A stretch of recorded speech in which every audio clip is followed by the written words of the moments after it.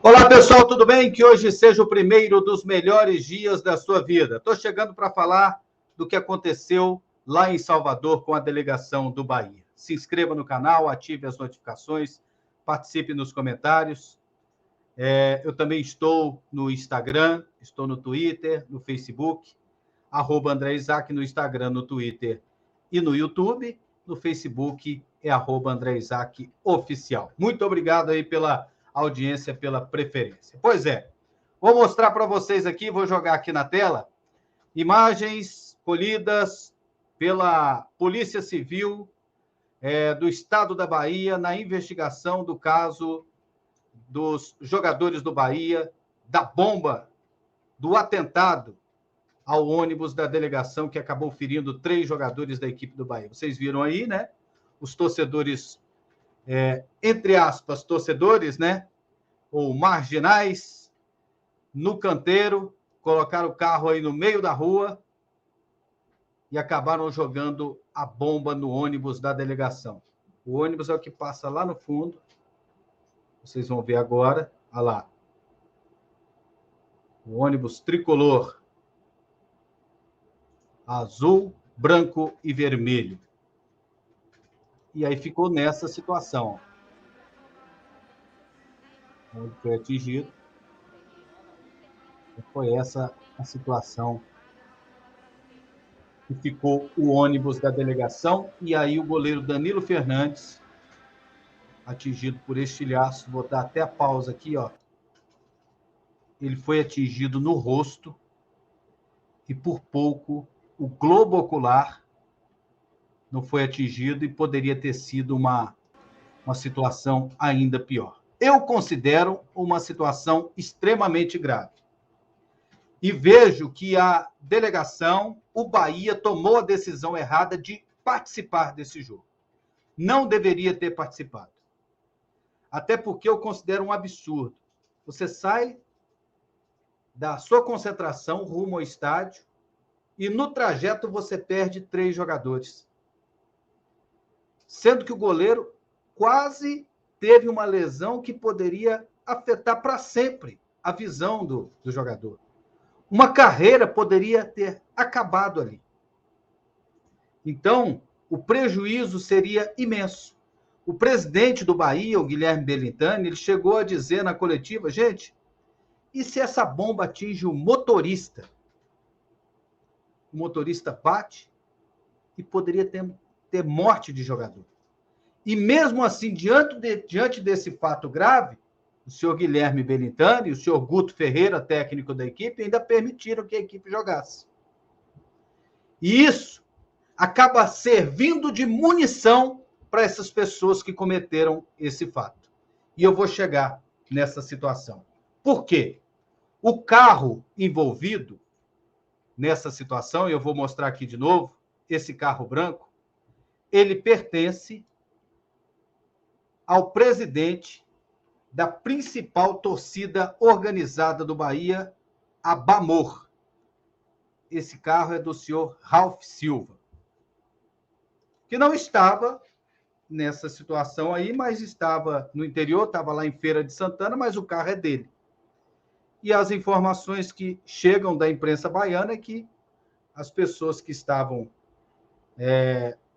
lá no canteiro, que estavam com o carro, seriam da torcida organizada.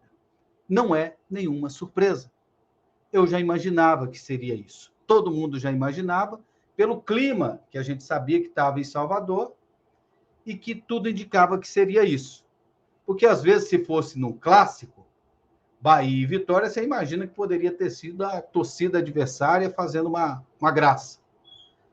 Mas era o Sampaio Correia do Maranhão. Então, tudo indicava que tinha sido a própria torcida. E, segundo o presidente, alguns anos atrás aconteceu uma coisa parecida e também envolvia a torcida organizada do próprio time. E por que isso acontece? Gente, é porque criou-se uma cultura entre as torcidas organizadas do país de que quando o time está mal, a torcida tem que cobrar dos jogadores, a torcida tem que tomar uma atitude. A torcida tem que intimidar, a torcida tem que ameaçar. Então, eles acham que isso resolve. E é por isso que o Bahia não deveria ter jogado ontem. Não deveria ter jogado. Porque isso serve de munição. Os caras que fizeram isso estão imaginando que o Bahia venceu pelo placar de 2-0 por causa da intimidação deles. Isso contagia outras torcidas organizadas no país. Então, não deveria ter acontecido. Por quê? Isso traria uma repercussão nacional. Ônibus do Bahia atingido, atentado, já tem uma repercussão, mas seria muito maior. Jogo não acontece, Sampaio Corrêa perde a viagem, trio de arbitragem perde a viagem, a transmissão pela televisão não acontece, e isso geraria uma repercussão ainda maior, uma decisão drástica para uma situação igualmente drástica. Então, não deveria ter ido. Mas tudo bem, jogou, agora é tomar as providências. E o Bahia tem que ter postura. Qual vai ser a relação do Bahia com essa torcida organizada? Qual vai ser a relação da justiça para a punição dessas pessoas? Porque isso tudo acontece e vem acontecendo de forma mais grave no decorrer do tempo por causa da impunidade. Porque um dia invadiram um treino, intimidaram e ameaçaram os jogadores e não fizeram nada. Um dia recepcionaram os jogadores no aeroporto, isso aí em vários lugares, intimidaram, ameaçaram, agrediram e não aconteceu nada. Um dia jogaram uma pedra no ônibus da Ponte Preta, que atingiu o Thales, inclusive jogador do Goiás, que estava emprestado à Ponte, cortou a perna dele e não fizeram nada. Um dia desses aconteceu também lá em Campinas. Torcedores cercaram o presidente e ameaçaram o presidente da equipe da Ponte Preta antes do clássico contra o Guarani. Intimidaram. Então, não tomaram providência lá atrás, continuaram submissos a essa situação e esses torcedores se acham dentro do processo. Acreditam que o que eles estão fazendo é certo. Eles acreditam também na impunidade. Então, essa cultura precisa mudar. E isso tem que partir de nós mesmos, da imprensa. Nós temos que nos indignar com esse fato. O torcedor normal também não tem que aceitar. E as torcidas organizadas, elas têm que entender que o papel delas não é esse. E que um dia poderá acontecer uma tragédia muito maior. Será que estão esperando acontecer essa tragédia? Será que estão esperando um jogador morrer para tomar providências? Então, que esse fato seja o último no futebol brasileiro.